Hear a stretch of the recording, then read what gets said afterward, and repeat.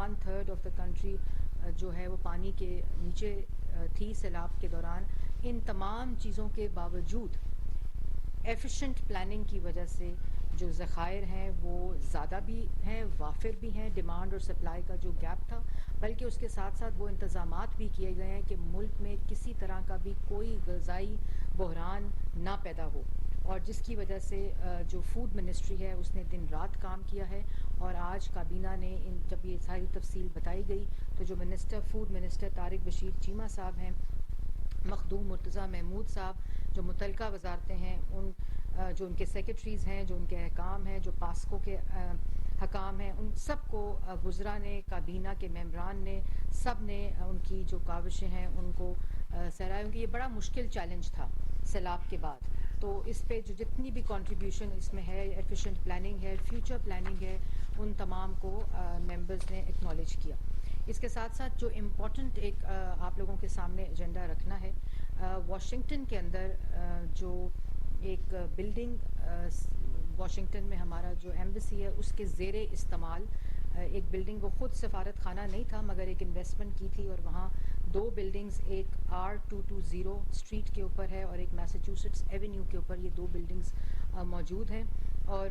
اس building کے جو تھوڑا سا تاریخی پس منظر میں آپ کو بتانا چاہوں گی کہ 2010 میں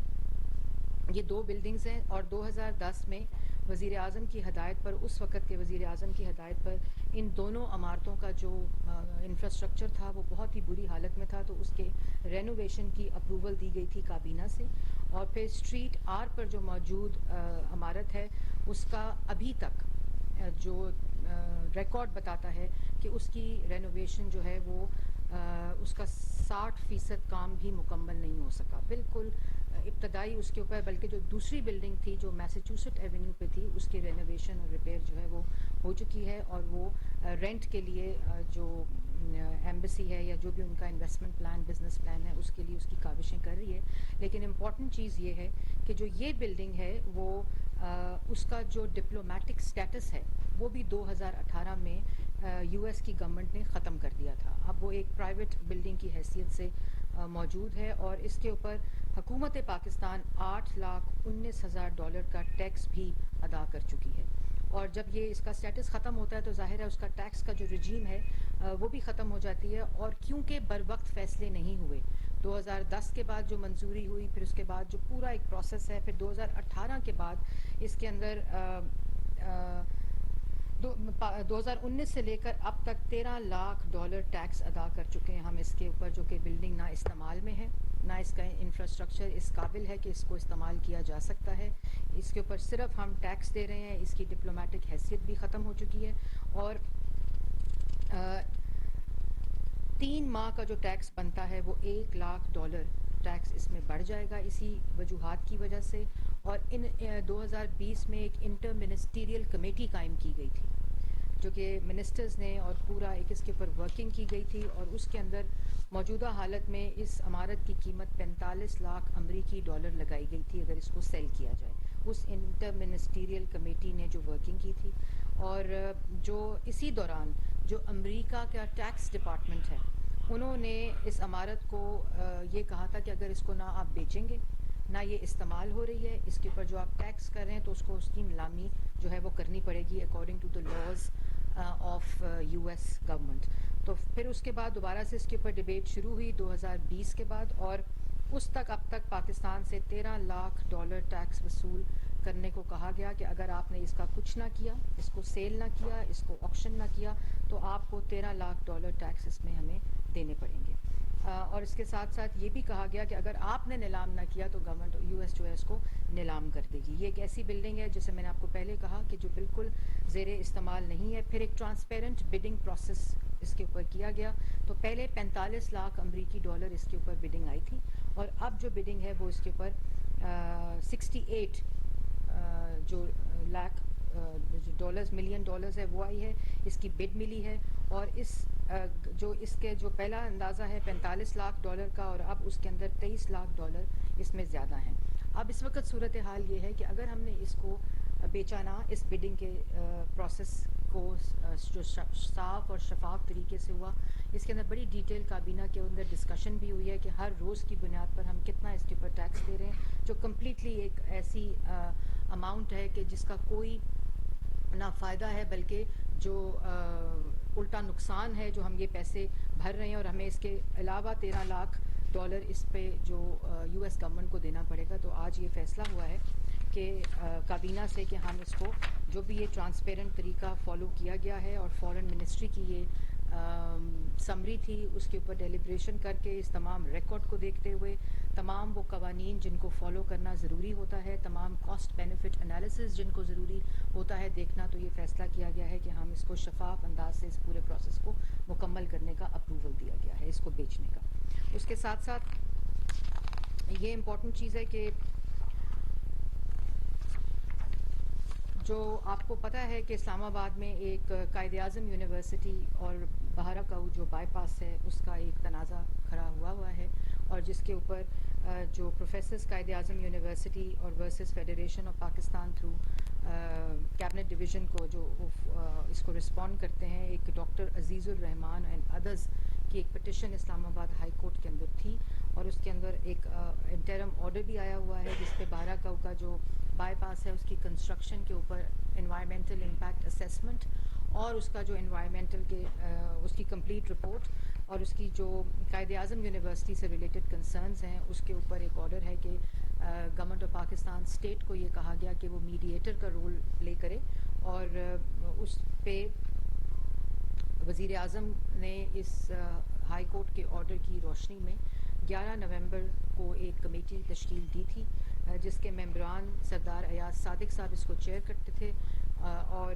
میں خود اس کی ممبر ہوں, اور by invitation special Qamar Zaman Kaira صاحب اور انٹیریئر کے جو سیکرٹری ہیں, کیونکہ کیپٹل ڈیولپمنٹ اتھارٹی CDA کا یہ معاملہ تھا, قائد اعظم یونیورسٹی کے انٹرسٹ کو انٹیکٹ رکھنے کے لیے federal education and professional training division کے ممبران اس میں شامل تھے. Chairman capital development authority, vice chancellor قائد اعظم یونیورسٹی مسٹر منور اقبال جو ایڈیشنل اٹارنی جنرل ہیں وہ بھی اس کمیٹی کے ممبر تھے, اور سردار ایاز صادق اس کمیٹی کو چیئر کرتے تھے. تو اس کمیٹی نے 2 میٹنگز کی, ایک 15 نومبر کو اور ایک 22 نومبر کو, اور کمپلیٹ پہلی میٹنگ کے اندر ہم نے قائد اعظم یونیورسٹی کو اور CDA کی تمام تفصیلات کو سنا. اس کے بعد ہم نے پٹیشنرز کو بھی سنا, اور اس کی تمام تفصیل ایک ورکنگ پیپر میں موجود ہے جو میں آپ سے شیئر بھی کر لوں گی کہ اس کا سارا کیا ڈیلیبریشنز رہی ہیں. کچھ اوریجنل ڈیمانڈز تھیں جو قائد اور جو گورنمنٹ کی اس میں ترجیح تھی کہ کسی طرح بھی جو قائد اعظم یونیورسٹی ہے جو کہ ایک ایسا ادارہ ہے جو ہماری پہچان ہے اسلام آباد کی, اور میں خود وہاں سے وہاں کی گریجویٹ ہوں قائد اعظم یونیورسٹی کی, تو سب سے زیادہ اور ایجوکیشن کا جو آپ کو پتہ ہے کہ وزیر اعظم پاکستان کا بھی اور اس حکومت کا بھی جو فوکس ہے وہ اس کے اوپر ہے. تو پوری طرح ایک ٹرانسپیرنٹ طریقے سے اوپن ہیئرنگ کر کے اس کمیٹی کچھ فیصلوں پر پہنچی ہے, اور جس میں خوش آئین بات یہ ہے کہ جو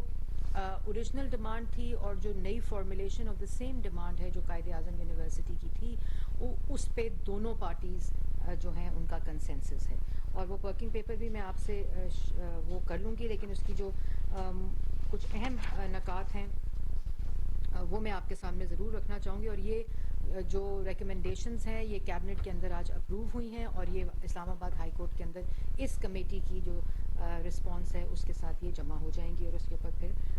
ہیئرنگ ہوگی اسلام آباد ہائی کورٹ کی. تو اس میں جو کیٹیگوریکلی اس بات کا یہ خیال رکھا گیا ہے کہ جو بہارا بائی پاس کے لیے جو راستہ لیا جائے گا قائد اعظم یونیورسٹی کی جو اگر ایریا میں آتا ہے اس کے اندر the bypass shall pass under the current Shadara road and a service road of 24 feet wide on either side shall be built and access to Quaid-e-Azam University across the bypass directly from Murray Road will be provided. تو یہی ان کا ایک مین تھا کہ ہماری Axis جو ہے مین وہ قائد اعظم یونیورسٹی کی اس بائی پاس کی وجہ سے. لیکن آپ کو یہ معلوم ہونا چاہیے کہ یہ جو کنجیشن ہے بھارا کاؤ کے اوپر جو آتی ہے, جو لوگ مری سے آتے ہیں اسلام آباد میں رہتے ہیں وہ اس سے بالکل واقف ہیں کہ یہاں کتنی کنجیشن ہوتی ہے, جو یہاں پولوشن ہے اس کنجیشن کی وجہ سے, جو وہاں ٹریفک کا انتظام ہوتا ہے اور جو روڈ کی حالت ہو جاتی ہے ہر بار اس کو ریپیئر کرنے کی, تو وہ ان تمام چیزوں سے. لیکن جیسے میں نے پہلے کہا کہ قائد اعظم یونیورسٹی کے کنسرنس کو پرائم رکھا گیا اور جس کی وجہ سے یہ تمام چیزیں جو اس وقت اگریڈ اپون ہیں اس پہ ایک رپورٹ کابینہ کو پیش کی گئی ہے. پھر جو سی ڈی اے کے ذمہ داری ہے جس کے اندر لینڈ لیز قائد اعظم کی 33 ایئرس کی ہے جو کہ رینیو ہونی ہے, اس کو ایکسٹینڈ ہونی ہے, وہ بھی سی ڈی اے کو کہا گیا ہے کہ اس کا پورا انتظام کیا جائے. پھر جو الائڈ ایکٹیویٹیز ہیں قائد اعظم یونیورسٹی کے اندر پبلک پرائیویٹ پارٹنرشپ کے ذریعے وہ بھی جو متعلقہ پلیٹ فارمز ہیں اور قوانین ہیں اس کے ذریعے اس کی پوری انتظام کرنے کو کہا گیا ہے اس کمیٹی نے. اور اس کے ساتھ ساتھ جو آؤٹ اسٹینڈنگ اماؤنٹ کا جو لیز کا ہے قائد اعظم یونیورسٹی کا, اس کو بھی جو فیڈرل ایجوکیشن منسٹری ہے اس کو یہ ذمہ داری دی گئی ہے کہ اس کو فوری طور پر حل کرایا جائے اور قائد اعظم یونیورسٹی کو فیسیلیٹیٹ کرایا جائے. جیسے میں نے آپ کو کہا کہ یہ دونوں پارٹیز کو اس کے اوپر کوئی آبجیکشن اس وقت نہیں ہے, تو یہ رپورٹ کابینہ سے آج اپروو ہو گئی. یہ کابینہ کے اوپر بریفنگ تھی. اب آپ کا کوئی سوال ہو تو میں اس کا جواب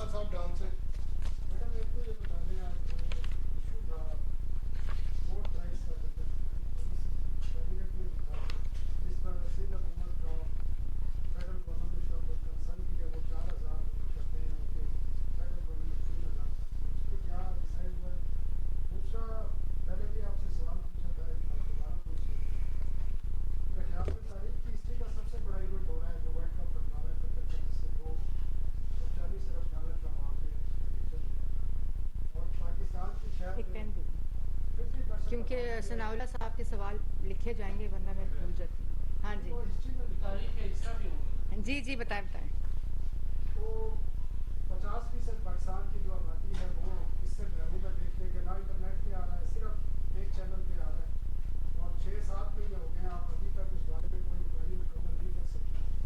ایک میرے خیال چارج شیٹ کیا گیا ہے بندے کو, اس کے علاوہ کوئی ہمیں بتایا جائے کہ کون ذمہ دار ہے اس کا, جس نے صرف $6 لاکھ جمع نہیں بنایا اور کو اس سے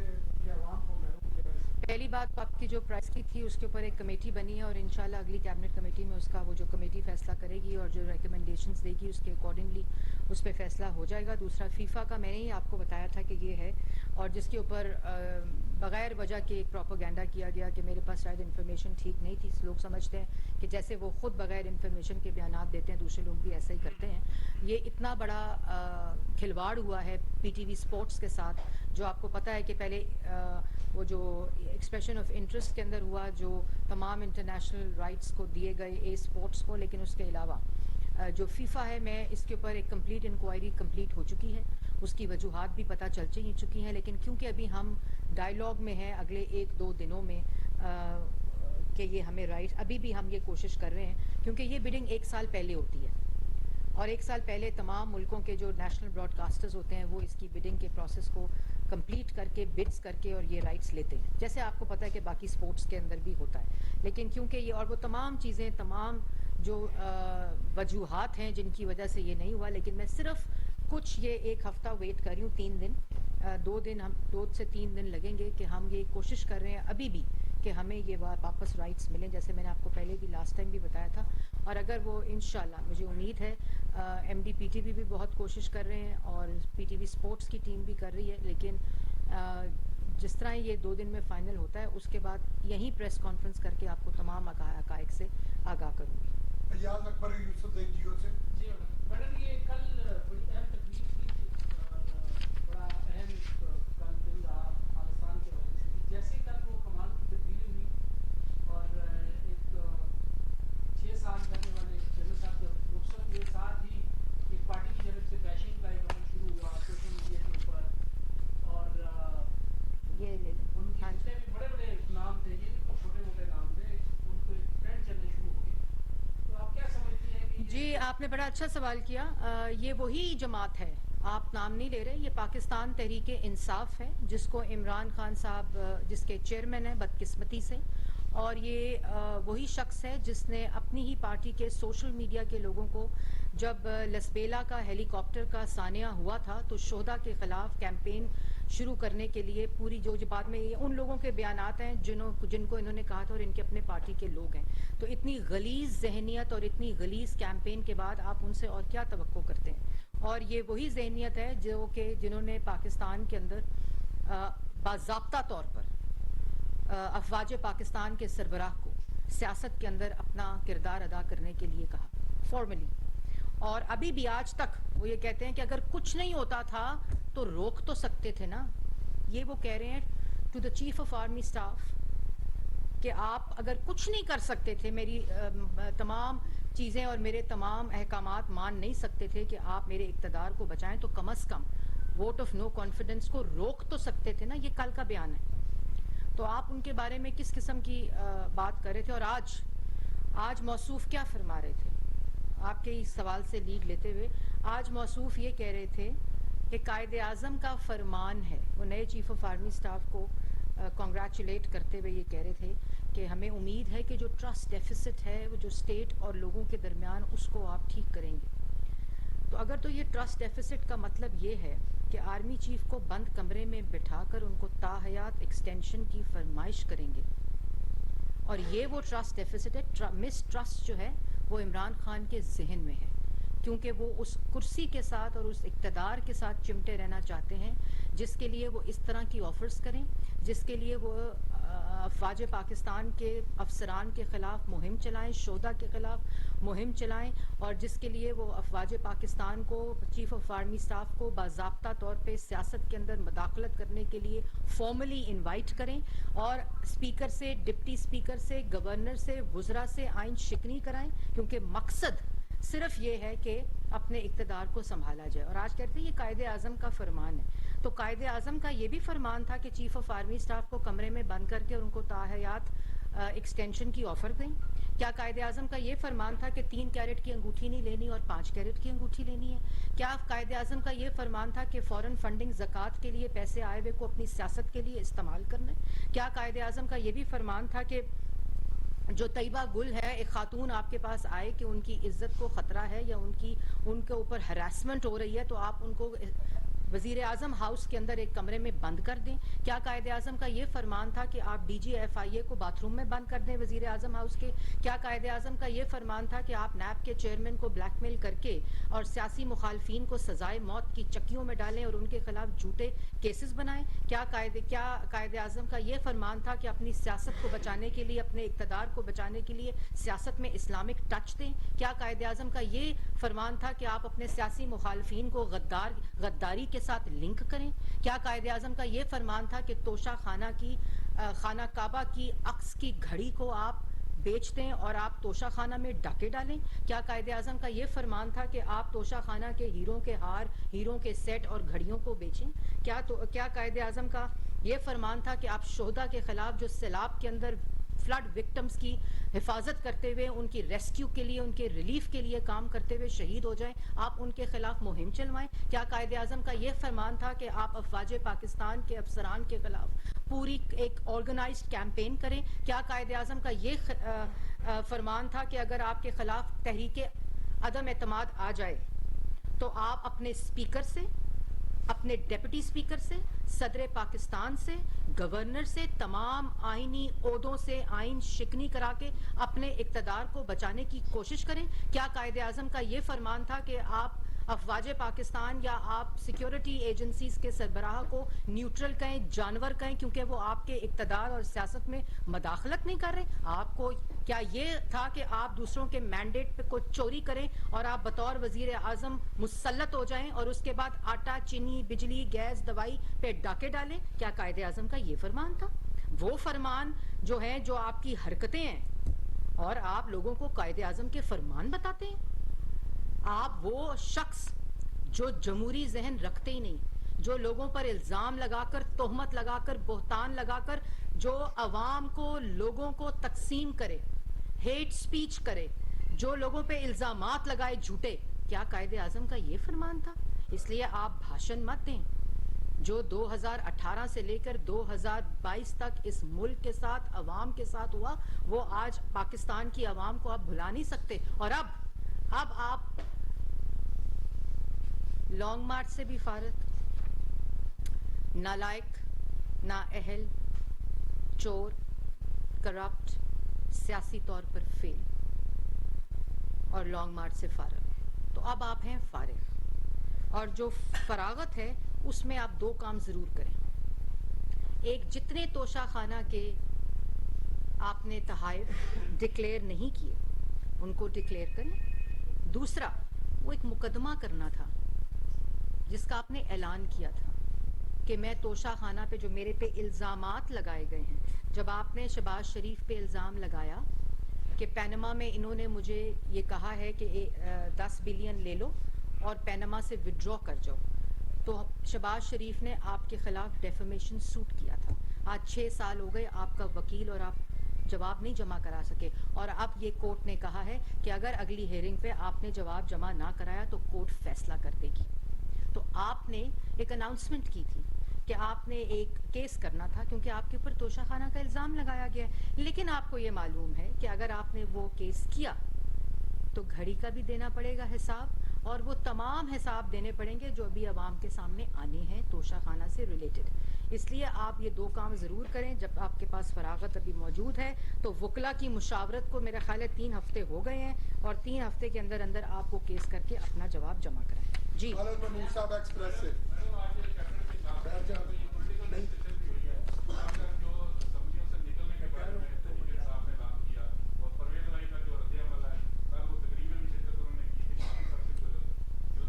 دیکھیے, میں آپ کو ایک بات بتا دوں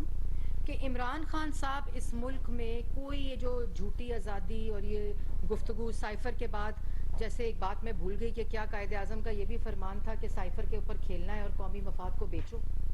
تو یہ جو ساری چیزیں عوام نے دیکھی ہیں تو حقیقی آزادی کا تو جو چہرہ ہے وہ عوام کے سامنے ہے. ٹھیک ہے, اب ملک میں صرف پولیٹیکل انسٹیبلٹی چاہتے ہیں. افسوس اس بات کا ہے کہ جب وزیر اعظم مسلط تھے اس وقت بھی یہ پولیٹیکل انسٹیبلٹی چاہتے تھے اور پولیٹیکل وکٹمائزیشن کا کھیل شروع کر دیا احتساب کے نام پر, اور کے احتساب کمیشن کو آج تک تالا لگایا ہوا ہے. یہ ملک میں افراتفری چاہتے ہیں, یہ ملک میں تقسیم چاہتے ہیں, یہ نہیں, یہ چاہتے ہیں کہ ان کے جو انفنشڈ ایجنڈاز ہیں وہ مکمل ہوں. اسی طرح اگر آپ آئے تھے وفاقی وزیر اعظم سے استعفیٰ لینے, وفاقی آپ کا پورا حقیقی مارچ کا بینر تھا کہ یہ امپورٹڈ حکومت ہے, سائفر کی ٹیپ آ گئی. انہوں نے کہا کہ یہ ووٹ آف نو کانفیڈنس میں بندے خرید کے بنی ہے, بندے خریدنے کی ٹیپ آ گئی. شری لنکا بنانے کی ان کے اپنے وزیر خزانہ نے فون کیا پنجاب کے اور کے پی کے وزیر خزانہ کو کہ آئی ایم ایف کے ساتھ کھیلنا ہے اور آئی ایم ایف کا جو لیٹر ہے وہ لکھو. تو حقیقی آزادی کا تو جو جنازہ نکلا ہے وہ ساری پاکستان کی عوام جانتی ہے. اور اب یہ چاہتے ہیں کہ یہ تمام, یہ مقصد نہیں ہے ان کا, یہ مقصد نہیں. امریکہ میں لابی فرم کو ہائر کر کے آپ حقیقی آزادی نہیں لے سکتے, اور آج تک یو ایس کا نام نہیں لیتے اب جب سے کہتے ہیں it is over and it is behind me. تو یہ وہ تمام چیزیں ہیں. اب یہ ملک میں افراتفری چاہتے ہیں. ہمارا مقصد, میں نے اس دن بھی کہا تھا کہ اس وقت فلڈ وکٹمز ریکنسٹرکشن اور ریہیبلیٹیشن کا فیز شروع ہو چکا ہے. ملک کے اندر جو ان کی ڈالی ہوئی تمام اکنامک جو معاشی تباہی ہے اس کو ٹھیک کرنا ہے. جس طرح آپ کو معلوم ہے کہ تمام جو چیزیں خارجہ سطح کے اوپر جہاں جاتے ہیں, میں اعمال نامہ ہے وہ کتنا خطرناک ہے اس ملک کے لیے, فورن انویسٹمنٹ کے لیے, خارجی تعلقات کے لیے. مگر میں آپ کو ایک ایک ملک کی باتیں ان کے بارے میں بتاؤں تو انسان کے رونگٹے کھڑے ہو جاتے ہیں. جہاں شہباز شریف جا کے معافیا مانگتے ہیں کہ یہ ایک 4 سال کا کالا دور تھا اور اب ہم ایک نئی شروعات کریں گے. اور یہ وہ ممالک ہیں جو ہمارے دوست ممالک ہیں, یہ وہ ممالک ہیں جن کے ساتھ ہمارے خارجہ تعلقات اتنے پختہ ہیں جنہوں نے فورن انویسٹمنٹ روک دی. تو یہ وہ سارے اعمال نامے, یہ عوام بھولی نہیں ہے. یہ ڈرامے حقیقی آزادی کے چھوڑیں اور یہ جواب دیں 4 سال اس ملک کے ساتھ کیا کیا. میڈم یہ بتا دیں کہ عمران خان نے جو نئی کیمپ شروع کی ہے استعفوں والی باہر آنے کی, پنجاب میں آپ کے لوگوں کو سسپینڈ بھی کیا ہوا ہے, کیا نمبر کیمپ پوری ہے پنجاب اسمبلی کو بچانے کی؟ دیکھیں بات یہ ہے, استعفے تو 6 مہینے سے نیشنل اسمبلی میں بھی دیے نا, تنخواہیں بھی لے رہے ہیں, لاجز میں بھی رہ رہے ہیں. استعفے تو بھی 6 ماہ سے وہاں بھی نہیں آئے. جنہوں نے اسمبلی ڈیزالو کرنی ہوتی ہے ووٹ آف نو کانفیڈنس کی کامیابی کے بعد تو نہیں کرتے, جو پھر سپریم کورٹ ریورس کرتی ہے. یہاں آئے تھے وفاقی حکومت گرانے, اپنی 2 حکومتیں گرا کے کا اعلان کر کے چلے گئے ہیں کیونکہ کیوس چاہتے ہیں, کیونکہ دماغی خلل صرف ملک میں افراتفری پھیلانا ہے, ملک کے اندر انتشار پھیلانا ہے, سیاسی عدم استحکام کی بنیاد رکھنی ہے، لیکن کامیابی نہیں ہوگی انشاءاللہ. آپ نے جو کرنا ہے کریں، ہم ہر طرح کی ایونچویلٹی کے لیے تیار ہیں اور ڈٹ کے مقابلہ کریں گے. شہریار صاحب سنو ٹی وی سے. جیسا ثناء اللہ صاحب نے سوال اپنا دہرایا، میں بتاتا ہوں کہ جی یہ جو فٹ بال کا جو ایونٹ اس کے رائٹس دیے گئے ایک چینل کو، اس سے نہ صرف ایک بڑا حصہ ناظرین کا محروم رہے گا ان کھیل کو دیکھنے سے، تو اس پہ سزائیں بھی ملیں گی لوگوں کو یا خالی ان کو صرف ملازمت سے ہٹایا جائے گا؟ دوسری چیز یہ کہ ابھی تک ہم اس بارے میں کلیئر نہیں ہوئے کہ کیبنٹ میں آج کیا یہ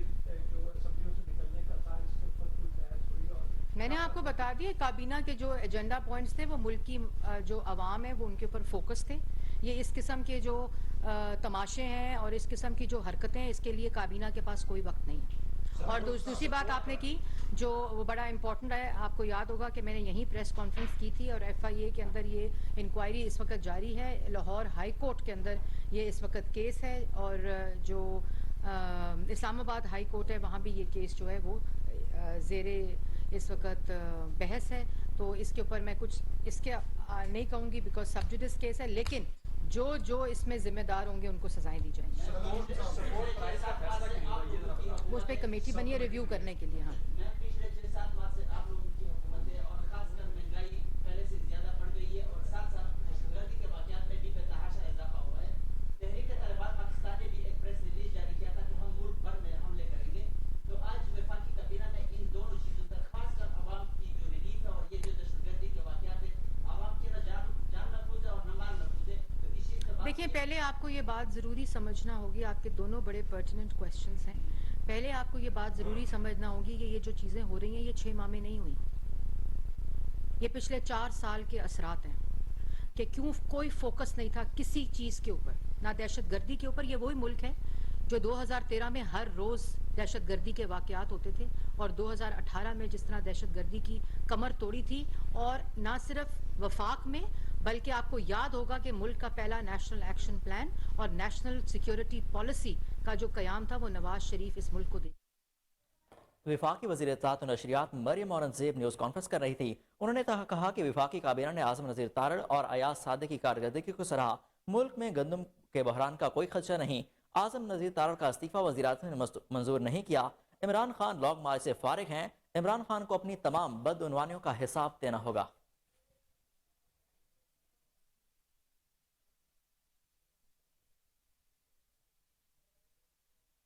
نیوز اسٹوڈیو سے اب تک کے لیے اتنا ہی. مزید اپڈیٹس کے لیے دیکھتے رہیے کوہ نور نیوز.